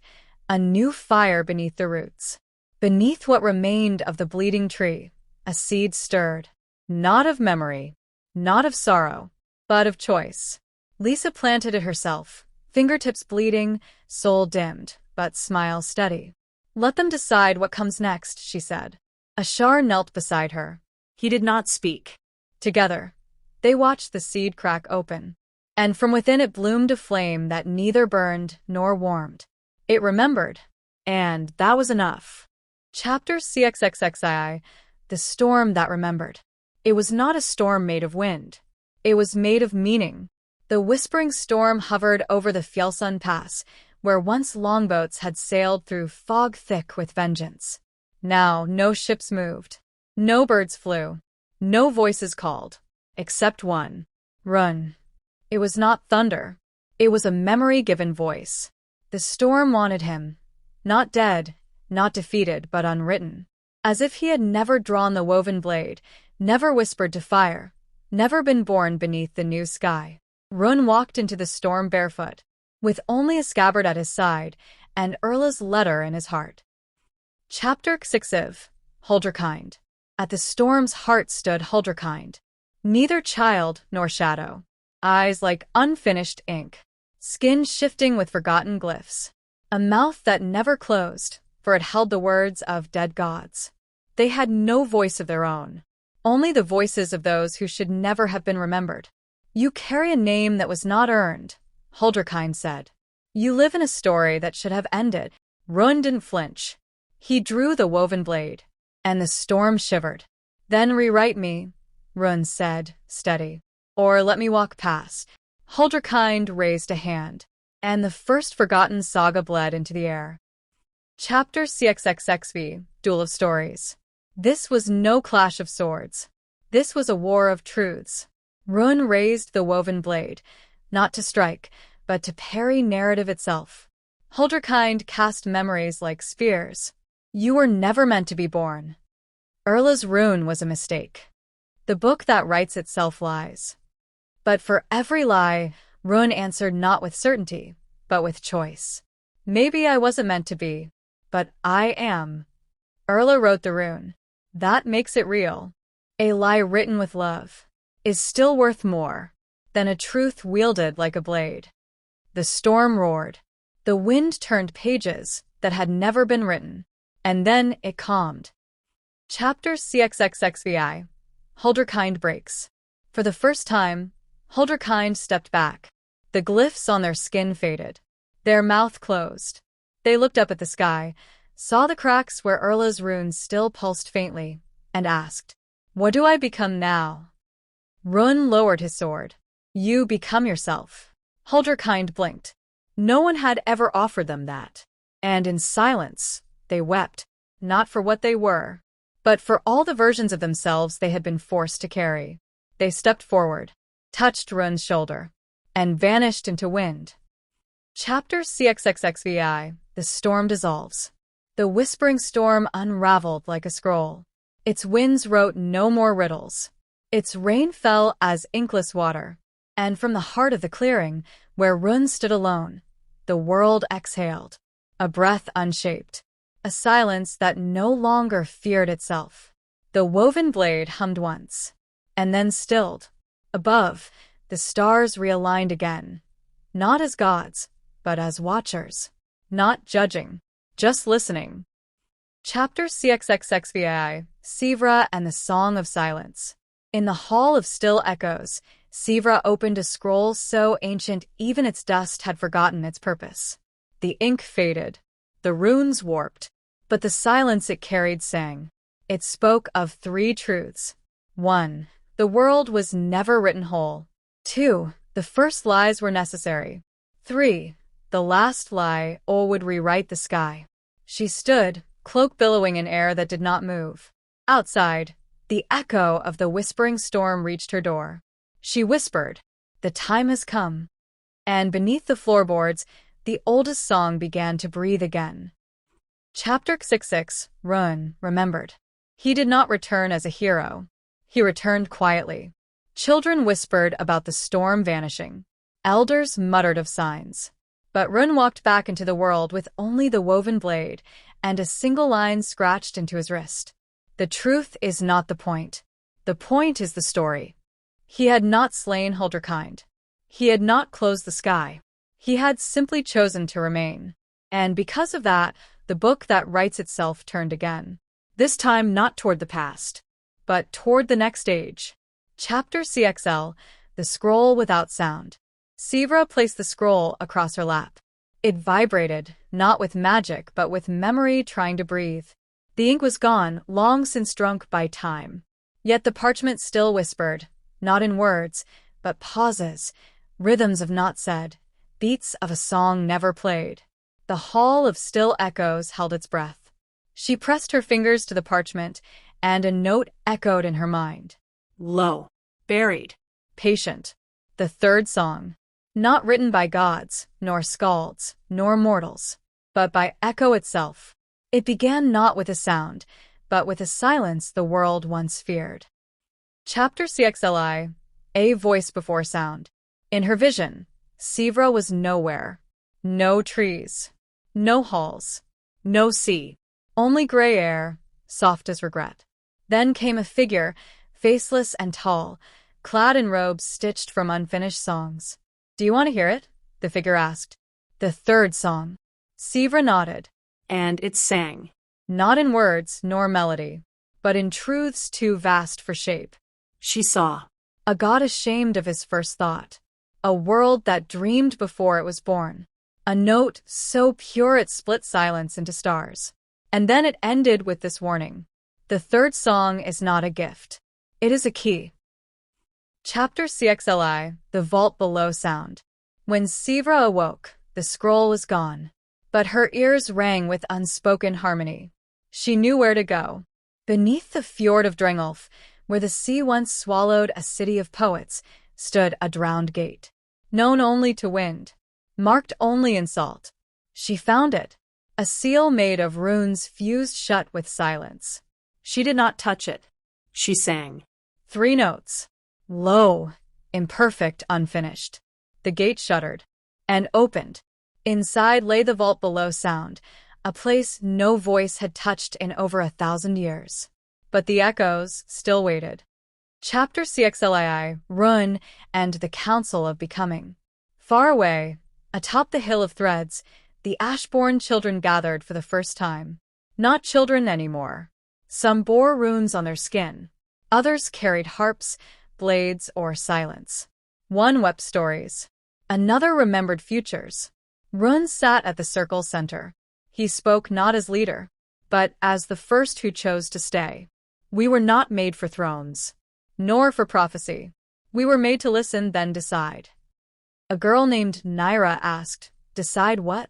And Run answered, "Whether stories should still end." Chapter CXLIV, In the Vault Below Sound. Sivra walked through the vault. The air did not echo. Even her heartbeat fell flat. Here, the world had come to rest once, long ago, after the first shatter, before even the sagas began, before the gods whispered their names into existence. Here, the third song had once broken the cycle. Sivra found a stone altar. Upon it, a single note floated, a rune in shape, but musical in presence. She touched it, and the vault sang itself shut. But the song had entered her bones. Sivra now carried the third song within her voice. Chapter CXLV, The Council Breaks. Run felt the shift. The hill trembled as Naira stood. "I saw it," she said. "In my sleep. A song in the deep. It wants to be heard." Another boy, Jarn, who bore the rune of ending, spoke. No. "Let silence win this time. Every song gives birth to another storm." They argued, not with violence, but with versions. Each child carried a story. And now, they faced a truth. A story told together can heal. But a story told without harmony might tear the world again. Run stood, lifted the woven blade, and held it over the fire.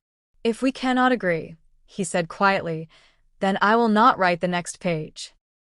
Chapter CXLVI, Sivra's Return.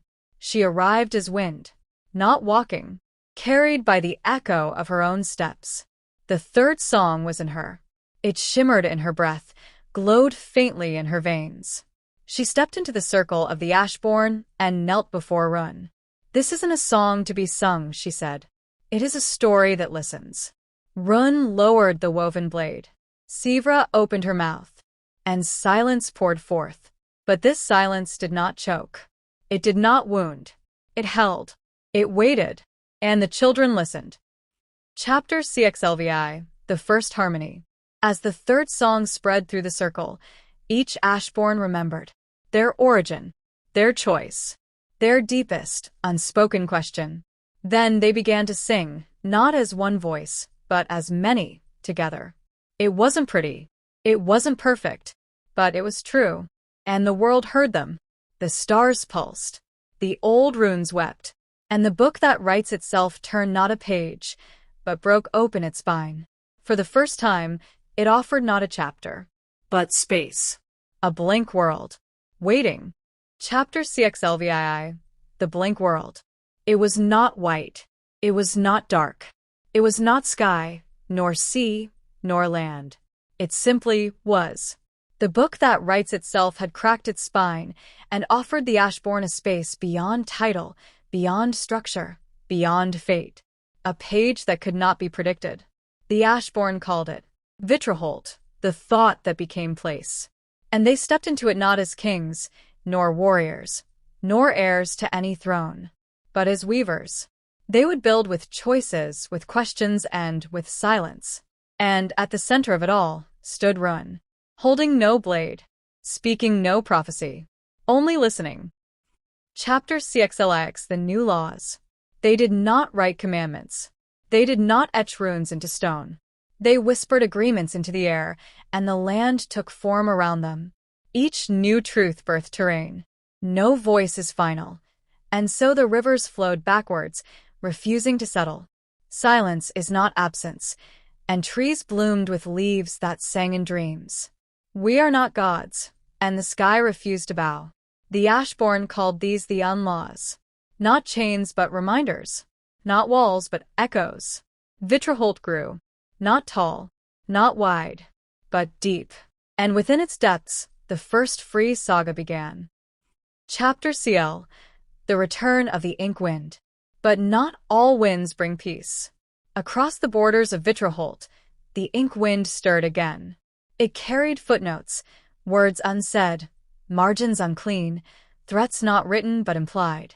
And it spoke with the voice of the old editor. You do not understand what it costs to write without conflict. Peace is not narrative. Harmony is not hunger. A story with no villain is no story at all. The Ashborn gathered at the southern edge. Run stood with Sivra. He whispered, "Then we'll show them what comes after the villain." Chapter CLI, The Tale of Naira. Naira was the first to challenge the Inkwind. She stood alone, her voice too young to be feared, yet her presence bent the wind backward. She spoke. "You want conflict? I will give you mine. I was born into a world rewritten. I didn't ask for it. I didn't choose it. But I accept it." Then she sang her grief, not to wound, not to win, but to be known. And in that moment, the Inkwind faltered. Because it had nothing to erase. Naira had already given it all. Chapter CLI, The Remembering Fire. To the north, Jarn lit a flame. It had no heat, no smoke. It burned only memory. One by one, the Ashborn approached it. They whispered stories. Of battles that never happened. Of gods who had begged for silence. Of ancestors who'd vanished into footnotes. And the fire did not consume. It preserved. It glowed with each offering. When Sivra added the third song to the flames, it changed. Now the fire sang back. Low. Gentle. And the wind fled. Because this fire had no fear. Only truth. Chapter CLII, The Absence of the Author. In the far west of Vitraholt stood a stone altar carved not by hand, but by silence. Run went there. He placed the woven blade upon it and waited. He hoped the author that never was might appear again. But no figure came. Only a shadow. Not of malice. Not of judgment. only absence. Rune understood then. The author had given them the page. The rest was not theirs to take back. He whispered, "Then I write not for you but for them." And the altar bloomed into inkless petals. Chapter Seal Ivy, the first verse of the Free Saga. In the center of Vitraholt, the Ashborn stood together for the first time since the storm. They brought no banners, No law. no blade, only truth. And they wrote, "Here begins a story, not made of conquest, nor fear, nor fate. Here begins a saga, where the listener is sacred, the speaker is humble, and the silence between them is holy." They did not end the verse. They left it open, and with that breath, the first Free Saga began.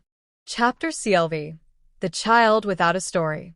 Her name was Isa, or perhaps it wasn't, for no rune bore her name. No skald had sung of her. No echo remembered her footsteps. She was not born in Vitraholt. She simply appeared, in a grove that hadn't been planted, on land that had not yet been imagined, with eyes the color of silence and hair spun from margins left blank. The Ashborn children found her near the river that sang back. She stared at them and asked, "What happens to the ones never written?" And behind her, the trees began to forget themselves. Chapter CLVI, Sivra Hears the Gap. That night, Sivra sat beside the flame that remembers. The third song hummed inside her bones, but tonight it skipped, like a harp string plucked by an unseen hand, off-key, but intentional. She rose. She followed the false note across Vitraholt, through the woven hollow, over the singing cliffs, beneath the threading sky, until she reached a space that wasn't there. A tear in the narrative. A moment neither remembered nor forgotten. In its center stood Isa, silent, and behind her, the unshaped one began to emerge. Chapter CLVI, the unshaped one. It had no face, no form. Its body was composed of possibilities never chosen, limbs that might have been, eyes that never saw, mouths from erased myths. The unshaped one moved like a question no one dared ask aloud. And it whispered, not in language, but in absence. Sivra heard it as hunger, not for food, not for power, but for definition. The creature wanted a shape, a story, a place within the saga. And if it was not given one, it would take many. Chapter CLVI, Rune returns to the ink. Word reached the Hill of Threads. Rune listened quietly. He looked once more at the woven blade, now dull, buried in soil not meant for war. He took nothing with him. No weapon, no rune, only a page torn from the book that writes itself. It was blank. He walked south, past the edge of Vitraholt, into the margin of the world. As he crossed into the gap where Isa stood, the unshaped one turned toward him. And paused. Because Rune was not written to fight it. He had come to define it. Chapter CLX, the naming of Isa. Sivra reached Isa first. The girl trembled, not in fear, but in resistance. "I do not want to be written," she said. "I do not want a past or a fate or a page." Sivra knelt. She did not argue. She listened. And then she sang not the third song but something older. A lullaby without words. A breath passed between mother and daughter. A rhythm shared only in silence. Isa cried. Not because she was afraid, but because someone finally heard her before naming her. And the unshaped one grew still. Chapter CLX, the story without shape. Rune held up the blank page. He spoke not to the creature, but to the world around it. Let this one remain unwritten. Let this be the verse that breathes and breaks and builds itself. Let it not be read, but lived. The book that writes itself turned a corner it never knew it had. A single line etched into its margin. Here, a story chooses not to be one, and the unshaped one folded inward. Not dying, not vanishing, but becoming space. Space for breath, for change, for Isa. Chapter CLXI, the grove that writes itself. From the place where Isa stood, a grove blossomed. Not of trees, but of possibilities. A tree that bore dreams. A flower that bloomed only when named. A vine that whispered the future to those who dared forget the past. The Ashbourne called it the grove between pages. And Isa remained its keeper, not a guardian, not a queen, not a warning, but a reminder that some things are sacred not because they are written, but because they are left open. Chapter CLXI. The Ink Wind Watches. Far beyond, the ink wind moved once more, but it did not stir with rage. It circled Vitraholt's borders like a scald at the edge of a fire, no longer rewriting, no longer erasing, just listening. And somewhere within it a single ink drop fell, on empty parchment, not as a threat, but as a beginning.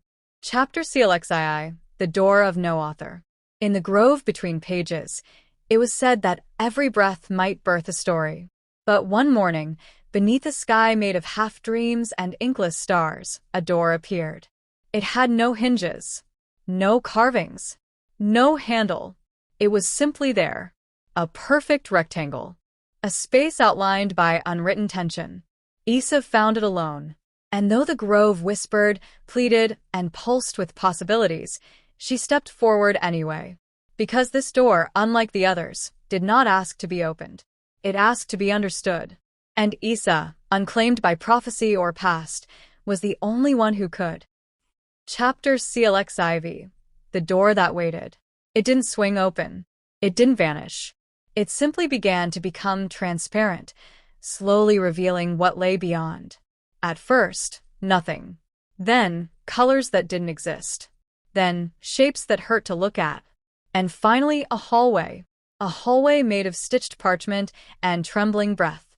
The floor was lined with memories that had never occurred. The walls hummed with questions no saga had dared pose. What if the villains were right? What if the gods were wrong? What if the story wants to end, but the characters refuse? Isa stepped through. The door closed gently behind her. Chapter CLXV. The Hallway of Forsaken Threads. Each step echoed with half-spoken prayers. The hallway led her past fragments. A broken sword labeled, "The Blade That Killed Fate." A scroll sealed with tears and titled, "The Apology of the First God." A cage, empty, but above it in runes. Here was kept the hero who refused the call. Isa understood then. This place was not forgotten. It had been forbidden, buried beneath every saga. Hidden from every tongue. A vault not of evil, but of choice denied. Chapter CLXVI. The Chamber of the Refuser.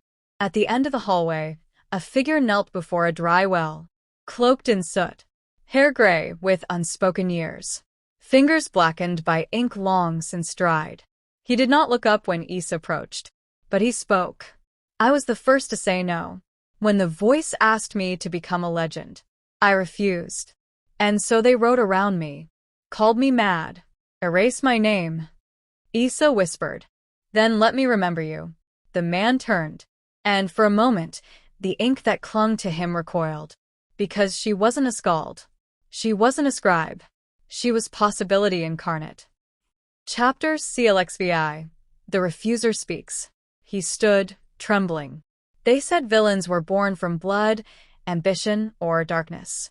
But I was made from doubt. I simply asked, why must the hero always be born? And so they buried me. Isa reached out. Her fingers brushed his arm. And from the contact, a new page unfolded, blank, but made of old words healed. It did not write itself. It waited. And Isa said, "Then write with me." Together, they began to tell. A story where the hero does not rise, where the villain does not fall, where both walk into the grove, sit beneath the same tree, and listen to the same silence. And the saga shuddered, because something unthinkable was being written. A tale without judgment, only truth. Chapter CLXVI. The Inkwind Hesitates. Far beyond, the Inkwind trembled. It circled Vitraholt, restless, uncertain. For the first time in its eternal dance of revision and ruin, it paused. Because the story Isa was writing didn't resist it, didn't erase it. It welcomed it. And so the ink wind folded into itself, not as destruction, but as ink willingly given. And the page beyond the forbidden chamber began to fill, not with script, but with meaning. Chapter CLXIX, The Tree That Grows from Silence. When Isa and the refuser stepped back into the grove, the Ashborn gathered. None spoke. They felt the shift. In the heart of the grove, a tree rose, without seed, without sound. Its bark pulsed with unspoken names. Its leaves were shaped like unanswered questions. It bore fruit only when touched by doubt. And it was called Verdram, the tree of choosing without knowing. The Ashborn built no temple around it. They simply sat beneath it and listened. Chapter CLXX, A New Ending That Begins. The book that writes itself turned once more. But now it bore no title, no chapter, no prophecy. Just a single phrase burned into its new spine. Let the unknown be sacred. And, beneath it, let those unwritten be seen. And so the tale did not end. It scattered. It bloomed. It whispered its verses into wind, fire, river, skin. Until all who walked this land, Ashborn, refuser, inkwind, and silence itself, became storytellers, not of old wars, but of new possibilities. Chapter CLXXI, The Whisper from Below. Verdram did not rustle in the wind. Its leaves moved only when questions were asked. Its branches bent only when someone truly listened. But one night, beneath a starless sky and a moon veiled in mist, it spoke. Not above, Below. a murmur from its roots, a rhythm in the soil, a language never taught, only remembered. Run was the first to hear it. He knelt near Verdram's base and pressed his ear to the ground. And what he heard was not a song. It was a heartbeat. Old, slow, waiting. Chapter CLXXI, The Root Walkers. The next day, 4 Ashborn volunteered to descend. They were called the Root Walkers. 1. Run, the first listener. 2. Naira, who once sang away a storm. 3. Jarn, the keeper of endings. 4. And Isa, the girl unwritten. They entered the grove at dusk, circled Verdram 3 times in silence, and placed their hands upon its trunk. The tree opened, not with a door, but with remembrance. And together, they stepped into its roots, descending into memory deeper than history, where light was made of what might have been, and shadows danced in the shape of questions unasked. Chapter CLXXII, The Memory That Wasn't. Inside Verdram's roots lay a world built from non-events, battles that never happened, betrayals that were forgiven, friendships never formed, yet still mourned. It was a realm of almost. The 4 walked through forests of half-shaped ideas, rivers of unfinished dreams. And everywhere they went, the earth whispered. This is where the first question was asked. Before gods, before fire, before saga. Do you want to know it? Isa spoke first. Yes. Chapter Klexiv, The First Question. They arrived at the center of the root world, a clearing surrounded by silence, so dense it had weight. There, carved into the stone ground, pulsed a single rune, not of any known script, not of Elder Futhark, or Dream Tongue, or Ink Speech. It was a question, the first question, and when they looked upon it, each of them heard something different. Rune heard, what if you had stayed silent? Naira heard, what if the song never ended? Jarn heard, what if nothing needed to die? Isa heard nothing, and in that absence she smiled, because the answer was hers to create. Chapter CLXXV, The Root That Remembers the Future. When Isa placed her hand upon the rune, the earth trembled, not in warning, in relief, as though a tension held for thousands of years had been released. Above, in Vitraholt, the tree of choosing shivered. New leaves bloomed instantly, each one etched not with names, but with possibilities that had not yet happened. Below, the 4 Ashborn were shown a future. Not the future, But a choice. A world that does not fear its questions. A people who do not flee the blank page. And a silence that is not empty, but ready. Chapter CLXXVI. The voice beneath Verdram. Then the voice came fully. Not from the tree, but from beneath it. From something deeper than root. Older than echo. I am the pause before the first word. I am the soil in which the idea rests. I was not written. I am why things are written. And I have been waiting for those brave enough to ask without needing to know. The four did not answer. They did not kneel. They simply stood still and listened, and that was all the voice needed. Chapter CLXXVI. The return to light. They rose back into the world through Verdram's roots. But Vitraholt had changed. Not visibly, but spiritually. The air now hummed with expectation, not of fate, but of freedom. The children no longer waited for instruction. They built gardens of unknown herbs. They painted myths that had no beginning. They composed songs that could only be sung once. And in the center of it all, the tree stood. Its roots remembering the first question. Its branches sheltering those unafraid of silence. Chapter CLXXVII. The Ashborn disperse. One by one, the Ashborn began to leave Vitraholt. Not in exile, in invitation. They wandered into lands still ruled by old songs. Into villages where skalds still feared silence. Into temples where villains were still punished and heroes still praised. But they did not preach. They listened. And they waited until anyone asked, what else could there be? And then they would smile and plant a single seed from Verdram and leave. Chapter CLX. The village of only one story. Beyond the eastern ridge, nestled in the shadow of the Stone-Eye Fjord, lay the village of Caldrigum. It was quiet, disciplined, unchanging. Every night, the villagers gathered in the Hall of Echoes to hear one tale, the same tale, told exactly the same way, by the same voice. The tale of Skaldrakar. In the beginning there was battle. In the end there was conquest. And between them, only blood and glory. No one interrupted. No one asked questions. Because those who did were forgotten. Not punished. Not banished. Simply removed from the story. Chapter CLXXX. Arrival of the stranger. On a cold dawn wrapped in mist, a hooded traveler entered Caldrigum. Their boots left no tracks. Their breath steamed in verses unsaid. They carried no weapon, only a carved stone seed in the shape of a spiral, a fragment of Verdram. The villagers eyed the stranger cautiously. They did not speak.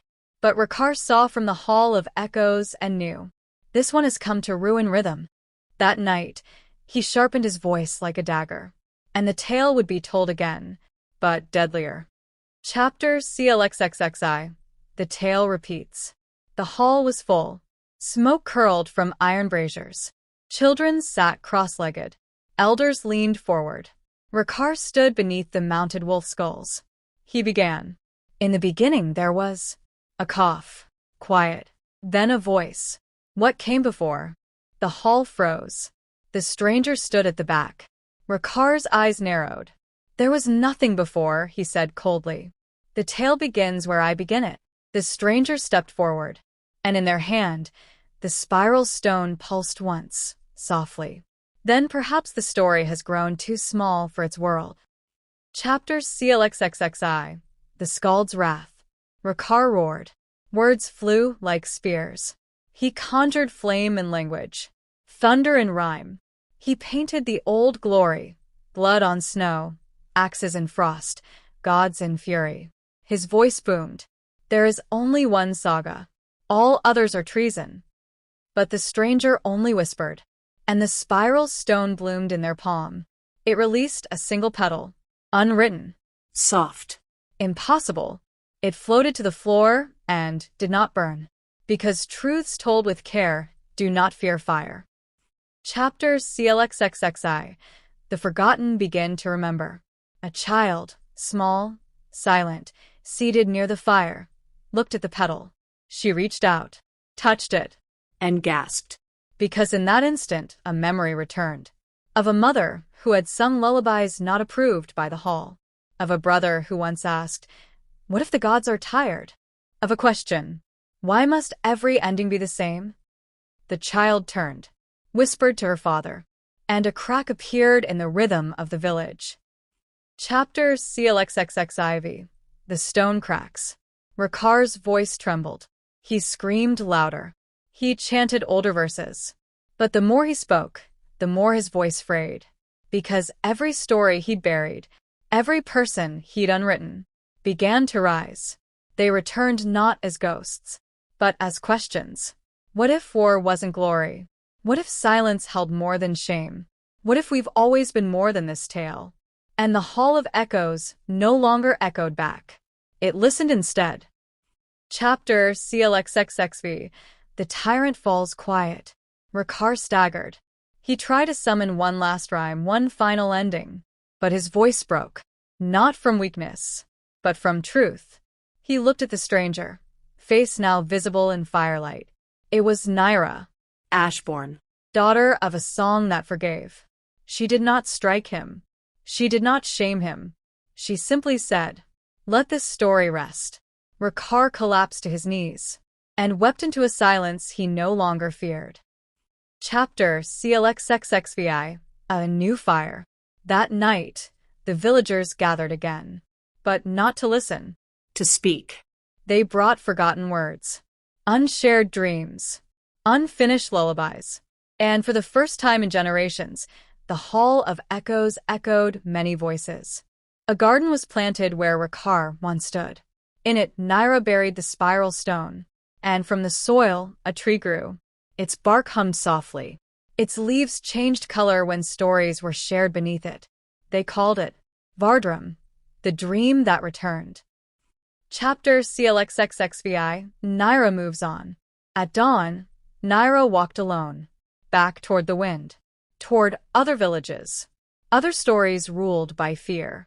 She carried nothing but listening, and behind her, the people of Caldrejum began writing their own saga, one without a tyrant, one without a throne, one where even silence had a seat at the fire. Chapter CLXXXVI. The Looping Valley.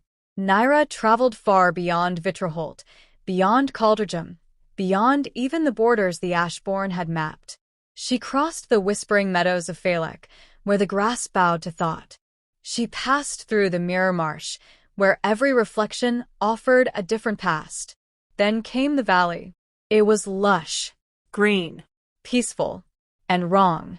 She saw it instantly. The same cart broke its will at the same place. The same man cursed the same sky. The same child laughed, then fell, then laughed again. Over and over. Day and night. A village trapped in a single story. Chapter CLXXXIX. The Woman Who Never Forgot. They called her Ingrid. She lived on the edge of the valley in a quiet hut of woven reeds and smoke. She was the only one who remembered that the valley had looped. Each time the story reset, she lost her children, her husband, her name. But her grief endured. It made her immune to forgetfulness. She had tried to end it. Once she burned the village. Once she buried the well. Once she drowned herself in the river. Each time, the next dawn began with the same broken cart, and she awoke again alive. Chapter CXC. Nyra's Entry. Nyra entered the village unnoticed, until she did not follow the rhythm. She caught the falling child. She helped repair the cart before it broke. She interrupted the local skald midline. Time staggered. Ingrid saw her. Their eyes met across a courtyard drenched in familiar sorrow. And Ingrid whispered, "You're not part of it. You've come from the outside." Nyra nodded. "I'm here to listen. And if I can help the story change." Ingrid fell to her knees and wept, without hope, but finally not alone. Chapter CXCI. The Heart of the Loop. That night, Ingrid guided Nyra to the center of the valley, a circle of stone runes, half buried beneath a willow tree whose leaves never aged. At its center, a pool. Still. Black. Reflecting nothing. "This is where it began," Ingrid said. "The Song of Time." She placed a hand on the water. It rippled once. Naira knelt beside her. She whispered the third song, not all of it. Just the last line. Let the end be heard before it begins. The pool shuddered and spoke, not aloud, but into their bones. To leave the loop, the story must be interrupted from within. Chapter CXCI, The Boy Who Had Dreamed of Falling. A child named Torin began asking questions. Not many, just one. Why do I fall every day? The others laughed. They said, because that's the story. But the laughter rang hollow. Torin noticed things. How the birds always flew in the same pattern. How the bread always burned just slightly at the same moment. How his dreams felt like memories of freedom. When he saw Naira, he said, I know you. From my dreams. You taught me how to land. Chapter CXCI, The First Skip. The next morning, Torin did not fall. His mother gasped. The neighbors blinked, confused. A dog barked at the sky, twice. And time glitched. The cart broke, but later. The man cursed, but differently. The child laughed, but then asked why. Naira felt it. A crack in the loop. Ingrid smiled for the first time in years. And the willow's shadow bent, just slightly, toward tomorrow. Chapter CXCIV. The story bends. With each passing hour, more questions bloomed. What if we don't tell the Skald's tale tonight? What happens if we walk west instead of east? Can I paint instead of hunt? And for every change, the loop trembled. Time hiccuped. Reality blinked. And in the sky, the sun paused for a breath. As if it, too, was tired of repetition. Chapter CXCV. The Skald of the Loop. At last, Naira stood before the old Skald, a man who had told the same tale so many times. He no longer knew if he was man or memory. His voice cracked like dried parchment. If we stop, we fade, he said. If we ask, we unravel. Naira placed her hand upon his. Or we begin. She sang. The third song. Fully. Finally. And the Skald cried. Because he remembered his first words, before they were written for him. And in that moment, the loop shattered. Chapter CXCVI, The New Dawn. The next morning, the sun rose differently. It peaked slowly, warmly, not as a reset, but as a beginning. The village buzzed with unscripted joy. Torin built a kite. Ingrid opened her door and saw her reflection age finally. The cart rolled smoothly. No one cursed. No one laughed because they had to. And the people gathered, not for the same story, but for many. A patchwork of memory, dream, doubt, and hope. Chapter CXCVI, Naira departs. She left as she came, without fanfare, without title, only a trail of silences behind her, each one planted like a seed. Ingrid watched her disappear into the morning fog, and whispered to herself, let us never be trapped again. The valley now had a name of its own choosing. Lycabrit, the joy that broke the pattern. And its stories no longer looped. They wandered, like Naira,